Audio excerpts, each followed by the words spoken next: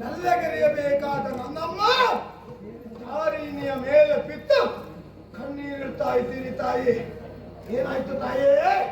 ಯಾಕೆ ಖಿನ್ನತೆ? ಯಾಕೆ ಕಣ್ಣೀರು? ನಿಮ್ಮ ಈ ಕಣ್ಣೀರಿಗೆ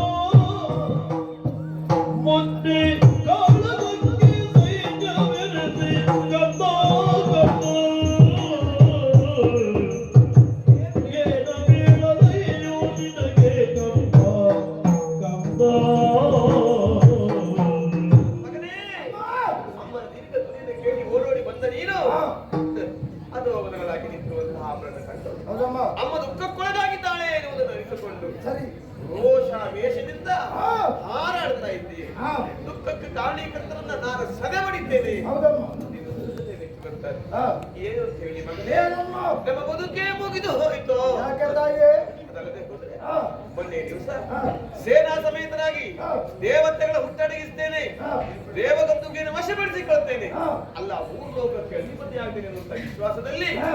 ನಿಮ್ಮ ಅಪ್ಪ ದೇವಲೋಕದ ಮೇಲೆ ದಾಳಿ ಇಟ್ಟಿರುವಂತಹ ವಿಷಯ ನಿನಗೂ ಗೊತ್ತುತ್ತಾನೆ. ಹೌದಮ್ಮ ಹೋದಂತ ನಿನ್ನಪ್ಪ ಹಾ. ದೇವತೆಗಳನ್ನೆಲ್ಲ ಸದೆ ಬಡಿದಂತ ಮಗನೇ. ಹೌದು. ಆದ್ರೆ ಏನ್ ಮಾಡೋಣ, ಏನಮ್ಮ ದೇವತೆಗಳನ್ನೆಲ್ಲ ಸದೆ ಬಡಿದು ಹಾ. ಶರಣನಾದಂತಹ ದೇವೇಂದ್ರನನ್ನು ಧಿಕ್ಕರಿಸಿ ಹಾ. ದೇವಗತ್ತುವನ್ನು ಸ್ವೀಕರಿಸಿ ಹಾ. ವೈಭವವನ್ನು ಅನುಭವಿಸುತ್ತಿರುವ ಸಂದರ್ಭಕ್ಕೆ ಹಾ. ಮಗನೇ, ಅಮ್ಮ. ಇನ್ನೇನು ಹಾ. ಮೂರು ಲೋಕದ ಅಧಿಕಾರ ನಮ್ಮ ವಶವಾಯಿತು. ಹಾ. ಇನ್ನು ನಮ್ಮವರೆಲ್ಲ ಸುಖ ಸಂತೋಷದಲ್ಲಿ ಬದುಕಬಹುದು ಹಾ. ಎನ್ನುವಂತಹ ವಿಶ್ವಾಸಕ್ಕೆ ಬರುತ್ತಿರುವ ಸಂದರ್ಭಕ್ಕೆ ಬಗ್ಗೆ ದುರುಳನಾಗಿರುವಂತಹ ಹಾ. ಒಬ್ಬ ಯಕ್ಷ ಬಂದು ಹಾ. ನಿನ್ನ ಅಪ್ಪನನ್ನ ಕೊಂದು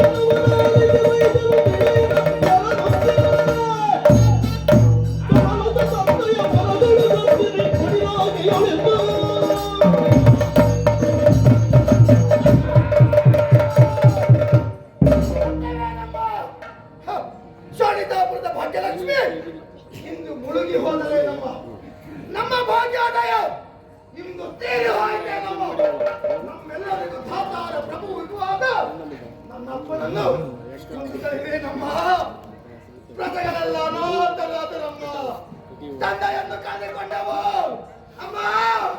ಯಕ್ಷನಂತೆ ಮಗನೇ. ಯಾರಮ್ಮ ಯಕ್ಷ.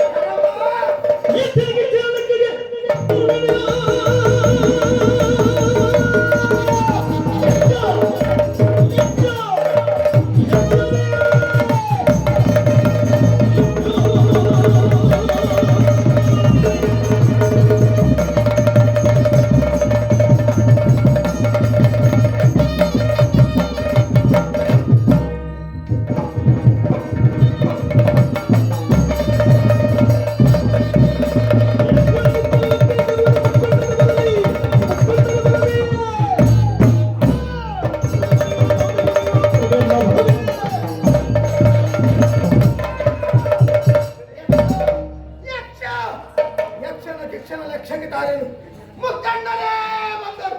ಅವನದಲ್ಲಿ ಅವನ ಹಣೆಗಣ್ಣನ್ನು ಕೀಳ್ತೇನೆ, ದೇವತೆಗಳನ್ನು ಓಡಿಸ್ತೇನೆ. ಸ್ವಲ್ಪ ಸಮಾಧಾನ ಮಗನೇ. ತನಯನಾಡಿದ ನುಡಿಗೆ ಮಾಲಿನಿ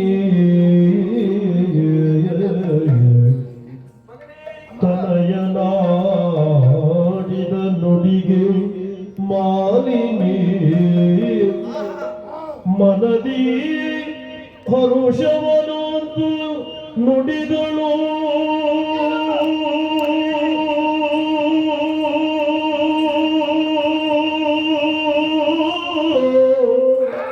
ಮನದಿ ಹರುಷವನೊಂದು ನುಡಿದಳು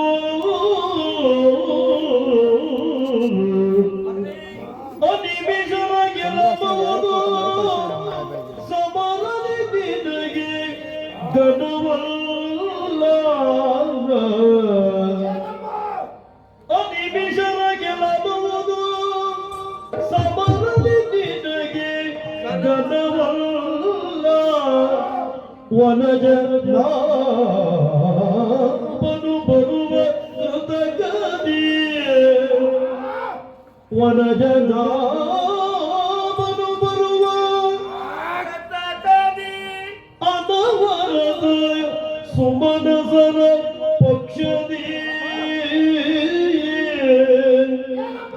ಅನವರತ ಸುಮನಸರ ಪಕ್ಷನೇ ನಿನಗೆ ಹೇಳುವೆನೊಂದು ವಿಧಿಯಲ್ಲಿ ವರಗಳನ್ನು ಪಡೆದು ಬಾ ಮಗನೇ ನಿನಗೆ ಬೇಳುವೆನೊಂದು ವರಗಳನ್ನು ಪಡೆದು ಬಾ ಮಗನೇ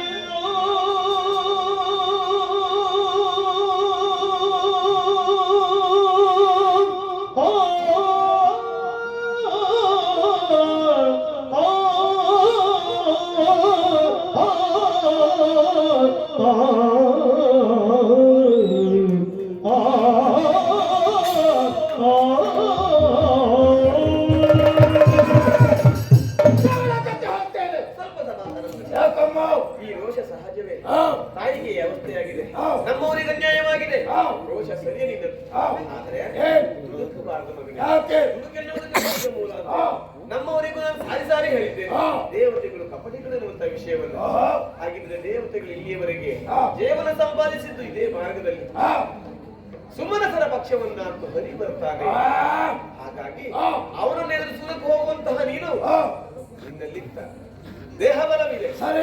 ಬುದ್ಧಿ ಬಲವಿದೆ, ಹಾ. ಆದ್ರೆ ದೈವ ಬಲವು ಅನುಕೂಲಿಸಿ ಬರಬೇಕಾಗಿದೆ. ಆಹಾ. ಹಾಗಾಗಿ ಏನ್ ಮಾಡಿದೆ? ಮೊದಲಾಗಿ ತಪಸ್ಸನ್ನಾಚರಿಸು ಬ್ರಹ್ಮನ ಕುರಿತಾಗಿ. ಹಾ. ಇದನ್ನು ಪಡೆಯುವಾಗ ನಾನೇನೇ ಕಾರ್ಯವನ್ನು ಮಾಡಿದ್ದೆ. ಹಾ.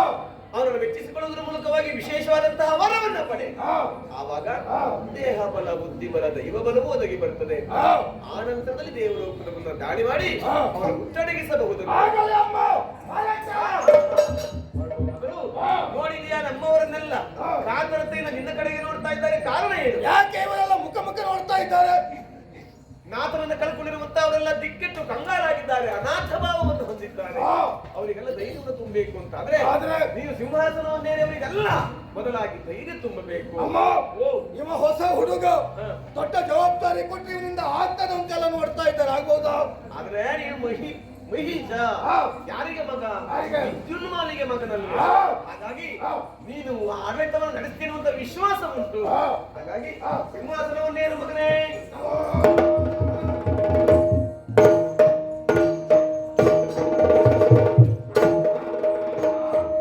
ಇದು ಹಾ. ಪಟ್ಟದ ಕತ್ತಿನ ನಿನ್ನ ಕೈ ಕೊಡ್ತಾ ಇದ್ದೇನೆ. ಆಗಲೇ. ಇದು ನಿನ್ನ ಆತ್ಮರಕ್ಷಣೆಗೂ ಹೌದು, ಹಾ. ನಮ್ಮವರಿಗೆ ಧೈರ್ಯವನ್ನು ತರುವುದಕ್ಕೂ ಹೌದು. ಹಾ. ಆದಷ್ಟು ಬೇಗ ಹಾ. ತಪಸ್ಸನ್ನಾಚರಿಸಿ ದೇವರನ್ನು ಅವರಿಸಿ ಹಾ. ಪರಬಲಾನ್ವಿತನಾಗಿ ಬಾಮುಗನೇ. ನಮೋ.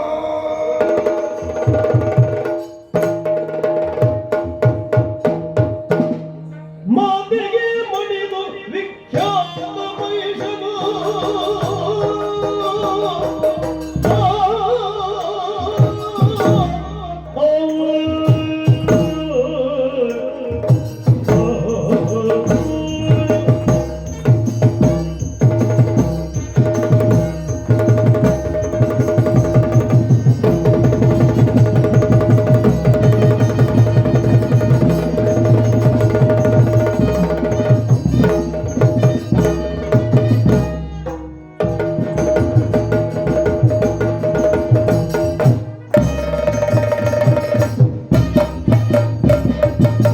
ಮಾತೆಗೆ ಮಣಿದು ವಿಖ್ಯಾತ ಮಹಿಷನು ವಿಧಾತ ಮಹಿಳೆಯನು ಆತ್ಮೋಕ್ಷಣದಿ ಕೊರಗೈ ತಪ್ಪು ಪುಷ್ಕರ ಕ್ಷೇತ್ರವ ಪೊಂದುಗಲಿ ಬಳಿ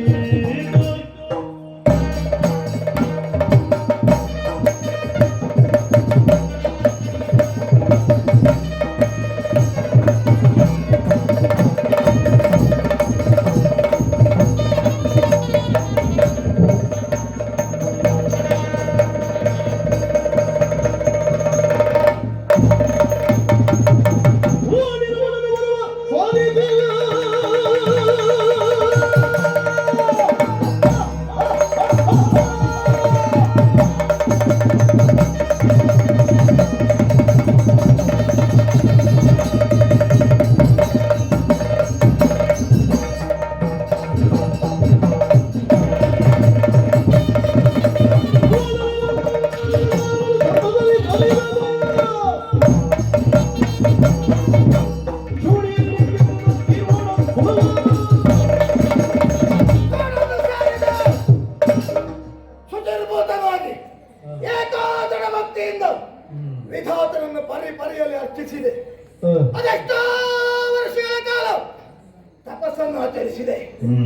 ಒಲಿಯಲಿಲ್ಲ ಬ್ರಹ್ಮದೇವ. ಆಮೇಲೆ ಆಮೇಲೆ ಶಕ್ತಿ ಪಂಥದ ಮಾರ್ಗವಾಗಿ ನನ್ನನ್ನೇ ನಾನು ದಂಡಿಸಿಕೊಳ್ಳಕ್ಕೆ ಮುಂದಾದಾಗ ಹಾ ಮೈದೂರಿನ ಹಾ ಕೇಳಬೇಕಾದವರ ಎಂಬುದಾಗಿ ನನ್ನ ಧೀಶಕ್ತಿಗೆ ಕೆಲಸ ಕೊಟ್ಟೆ. ನನಗೆ ಪ್ರಪಂಚದಲ್ಲಿ ಯಾವ ಶಕ್ತಿಯಿಂದಲೂ ಸಾವು ಬರಬಾರದು. ಅರ್ಥಾತ್ ಕಾಣುವ ಕಣ್ಣಿಗೆ ಕಾಣುವ ಯಾವ ಶಕ್ತಿಗೆ ಅಂತಲೂ ಮನುಷ್ಯರನ್ನು ತುಳುಕುವುದಕ್ಕಾಗಬಾರದು. ಅವರಿಗೆ ಸಾವು ಸಾಲಾಗಬೇಕು. ಅಯೋನಿಗರಿಂದ ನನ್ನ ಪಾಲಿಗೆ ಸಾವು ಕೊಡುವರ ಎಂದಾಗಿ ಬೇಡಿಕೊಂಡೆ. ತಥಾಸ್ತು ಎಂಬುದಾಗಿ ಹೇಳಿದ. ಪ್ರಪಂಚದಲ್ಲಿ ಹಾಗಾಗಲಿಕ್ಕೆ ಸಾಧ್ಯ ಉಂಟೆ ಎಂಬಲ್ಲಿಗೆ ಮಹಿಷ ಅಮರ ಮಹಿಷ ಅಮರ ಮಹಿಷ ಅಮರ ಅದು ಹೇಳುತ್ತಾ ಇದ್ದಾನೆ. ನನ್ನಪ್ಪನ ಸೇನಾದಿಗಳೆಲ್ಲ ಬಂದು ಸೇರಿಕೊಳ್ತಾ ಇದ್ದಾರೆ. ಶಂಕದುರ್ಗಾದಿಗಳು ಸೇರಿಕೊಂಡಿದ್ದಾರೆ. ಫಲ ಗಟ್ಟಿಗೊಂಡಿದೆ. ದೇವಲೋಕ